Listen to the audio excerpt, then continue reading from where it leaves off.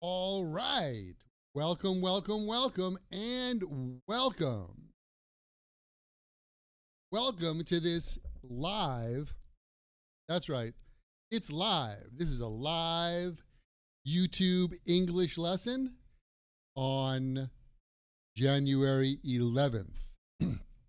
So I'd like to welcome everybody here. I'm going to type that in the box there. All right, welcome to another Happy English live lesson. Oscar, thanks for joining me today. For today's English lesson, live on YouTube, right here from, that's where we are. We're going to talk about three different things today. We're going to talk about a pronunciation point. We're going to talk about a grammar point.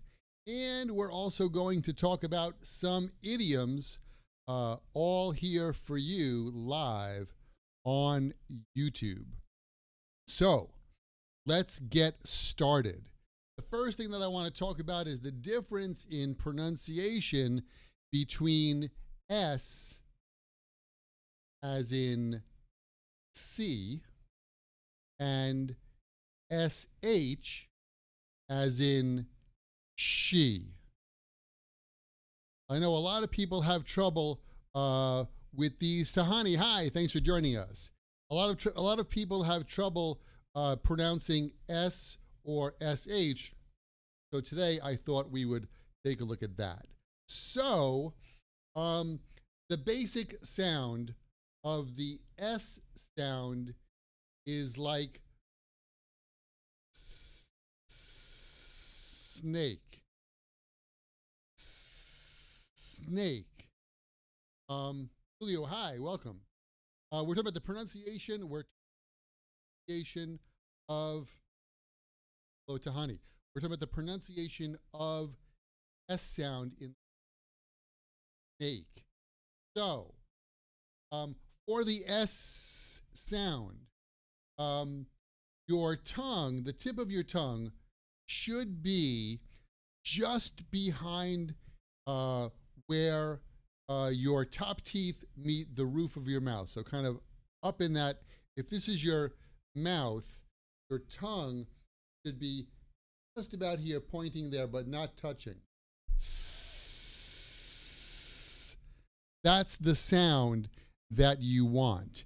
And here are some words that we can look at. See. I see you. See. See. Sue. Sue. My cousin's name is Sue. Or save. Save. You should save your cash. And sit. Sit. Can I sit here? Sit. So that's the S sound. Here is a couple of sentences you can use to practice that. The first one is, I see 7 swans. I put that in the comment box. I see 7 swans. I see 7 swans. Sam was sick. Sam was sick. Sam was sick. I see 7 swans. That's the S sound. Jane is here from France. Hello, Jane. The next sound is the SH sound, which you can hear if you go to the library and you're too noisy. The librarian will probably say, shh, shh, shh. That's the SH sound. And for the SH sound, shh, your tongue should be pointing upwards towards the roof of your mouth. Shh is the sound. For example, she. She is very nice. She is very nice. Shoe. I put on my shoe when I left the house. Shoe. She has shoes. She has shoes. And shave. Oops, I forgot to shave this morning. Shave. All right. Here's a sentence that we can practice.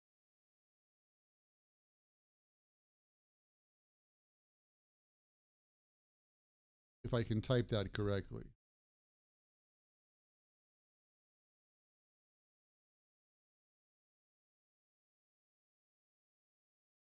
All right.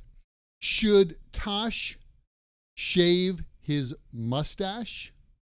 Should Tosh shave his mustache? Should Tosh shave his mustache? You try that.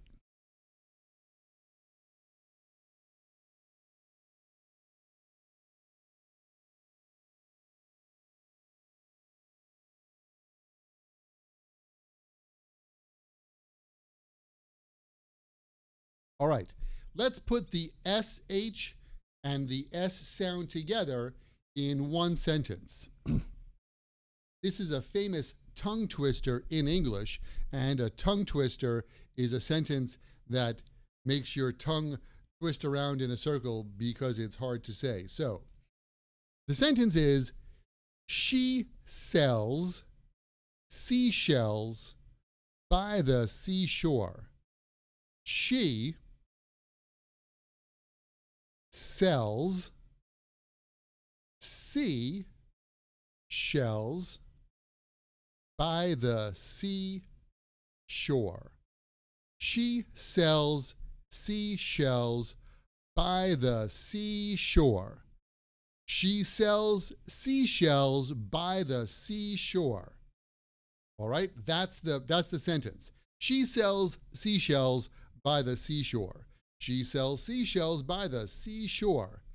And that brings us to the end of our pronunciation part of this lesson. That's the S and the SH sound.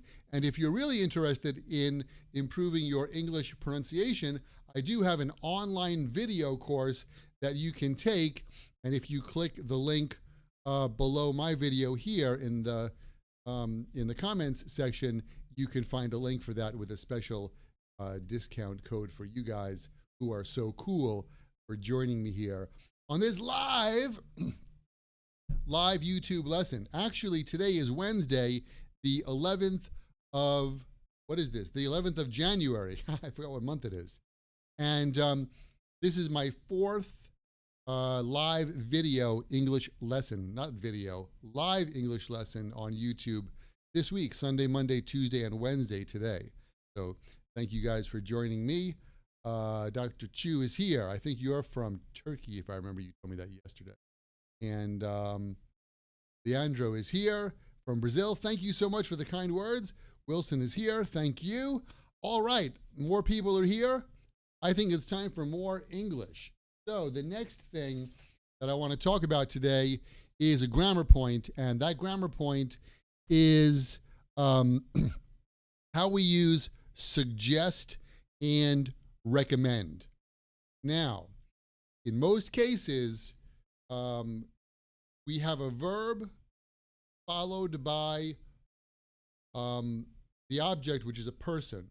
So let me give you an example. He told me to close the window. He told me to close the window. She asked him to help her. She asked him to help her. So we have the verb she asked, and then the object her to help her. Or he told me to close the window. Tell plus me That's the object plus an infinitive. And that's a usual pattern that comes with verbs. However, suggest and recommend different. We don't use those verbs with that pattern.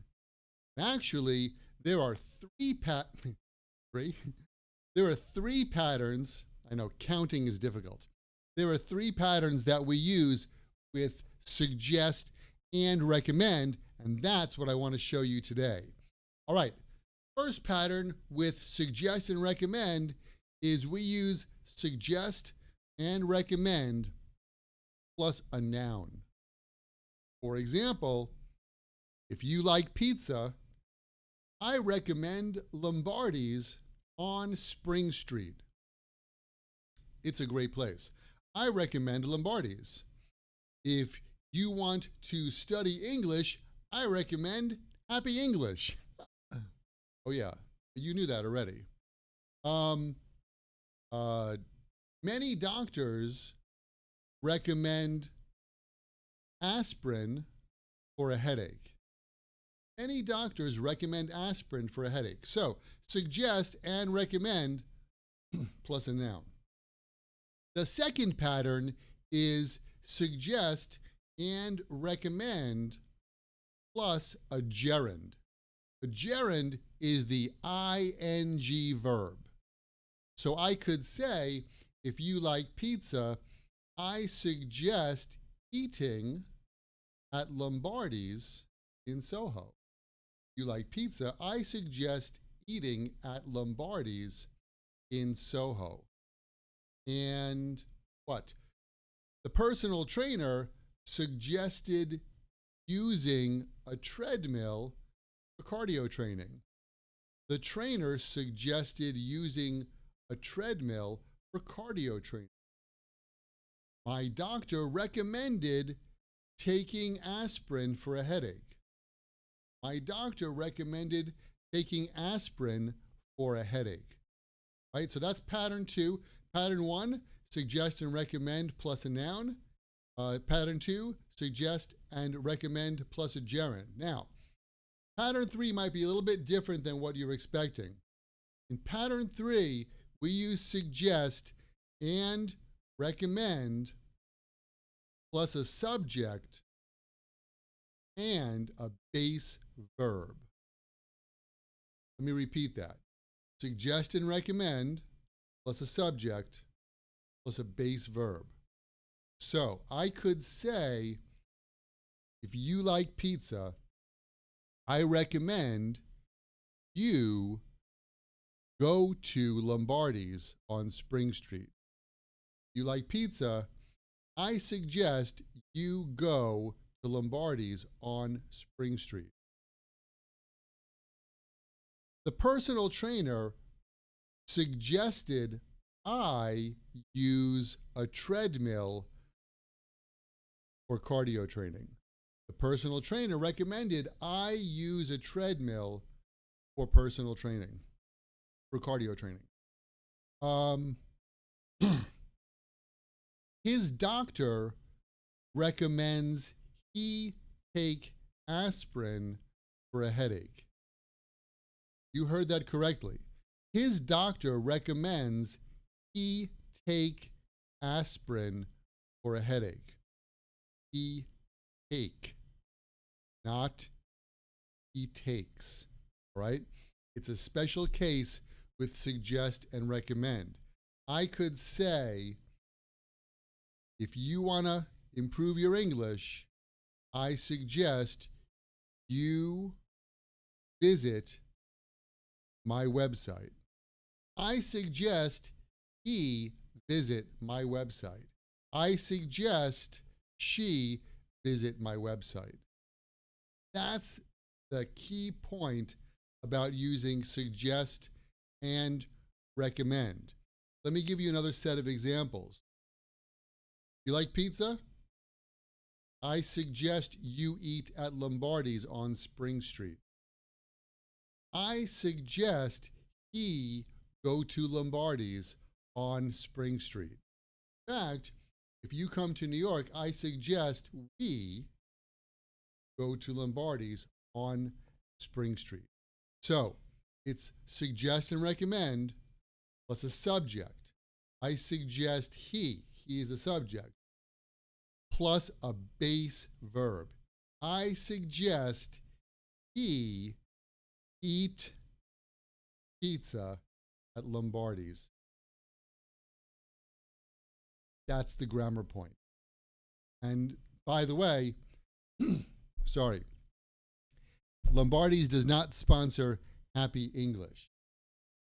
I think it's a great pizza shop, and I think y'all should go there. Okay, that's our grammar point. Now, excuse me one second. For the last couple of YouTube live lessons, we've ended the lesson with some idioms. Today, I want to change that up a little bit, and I want to talk about some phrasal verbs. Everybody loves phrasal verbs, don't you? Aha, you did. So, we're going to talk about a few phrasal verbs that use the verb run. All right, the first one is run into. Run into. Run into means to meet someone by chance. You don't have a plan to do that, but you meet them accidentally or by chance. For example, I ran into my cousin at the shopping mall. I ran into my cousin at the shopping mall. It means I was shopping. Oh my gosh, my cousin. I met her by chance at the shopping mall. So I could say, I recommend, I'm reading and speaking at the same time. Donnie says, I recommend Lombardi sponsor your lessons. I think that's a great idea. Donnie D, why don't you give them a call and tell them that? Great suggestion. I recommend you call Lombardi's and tell them that. All right, back to the phrasal verb, run into. I ran into my cousin at the shopping mall. If you run into Jane at the party, please tell her I said hi. Run into Jane at the party, tell her I said hi. If you run into her, if you meet her by chance. So, run into means to meet somebody by chance. Okay, run into has another meaning. Run into also means collide. So, when two things crash together, we can say they ran into something. So, I could say, be careful. If you drive too closely to the car in front of you, you might run into them. Drive too closely to the car in front of you, they slow down, you run into them. Into means my friend Jack texting. He ran into a texting and driving sign. Means to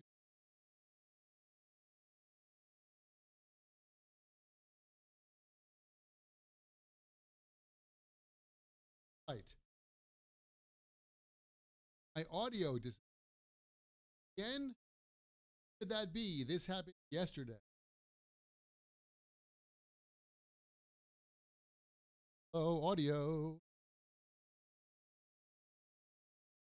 There's a ghost here. I don't know why. I don't know why. What happened to my audio? All right, I'm going to keep talking and hopefully the audio will come back, or the audio will be on the recording.